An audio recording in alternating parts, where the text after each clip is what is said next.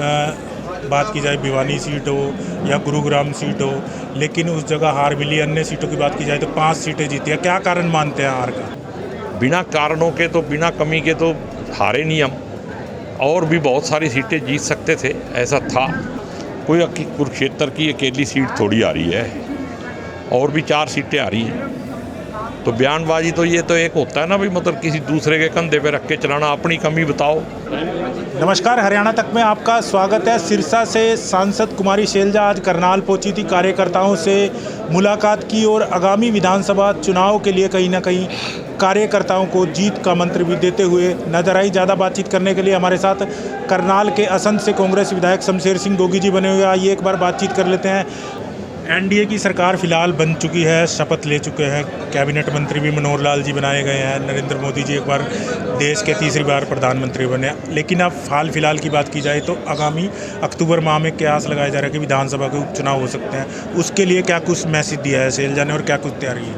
देखो, अब विधानसभा के चुनाव की क्यास लगाने की जरूरत नहीं है। अक्टूबर में इलेक्शन होना तय है, और उस इलेक्शन के अंदर कांग्रेस का एक तरफा माहौल रहेगा, और हम सब मिलके इस जंग को जीतेंगे और हरियाणा में कांग्रेस की सरकार बनाएंगे।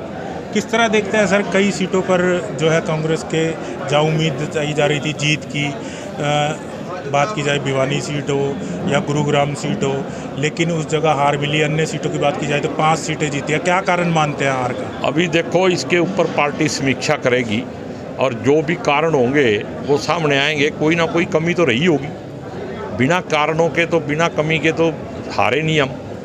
और भी बहुत सारी सीटें जीत सकते थे, ऐसा था।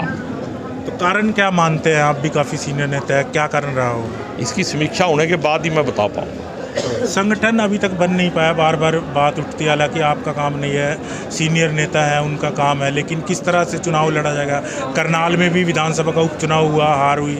लोकसभा के चुनाव हुआ, उम्मीदवार थे वो भी हारे। किस तरह देखते हैं? देखो, ये सारी चीज़ें बैठ के विचार करने के योग्य हैं, और संगठन का होना बहुत ही ज़रूरी है, और वो जल्दी बनना चाहिए। मैं तो इसके लिए पहले से कहता हूँ कि किसी को भी बनाओ, बनेगा तो कांग्रेस का ही, लेकिन संगठन तो बनाओ। और बाकी भी बहुत सारी छोटी मोटी चीज़ें, बहुत सारे लोग इल्ज़ाम लगा रहे हैं, कुछ कह रहे हैं। उन सारी बातों की जांच पड़ताल होने के बाद ही इसके ऊपर जवाब दिया जाएगा। अच्छा, कई जगह देखा होगा कार्यक्रम हो रहे हैं, अब अभिनंदन कार्यक्रम हो रहे हैं, मंच पर अलग अलग नेता पहुंचते हैं। कुमारी शैलजा पुत्री है, उनके नारे लगते हैं, भावी सीएम हरियाणा भूपिंदर सिंह हुड्डा या दीपेंद्र सिंह हुड्डा ने।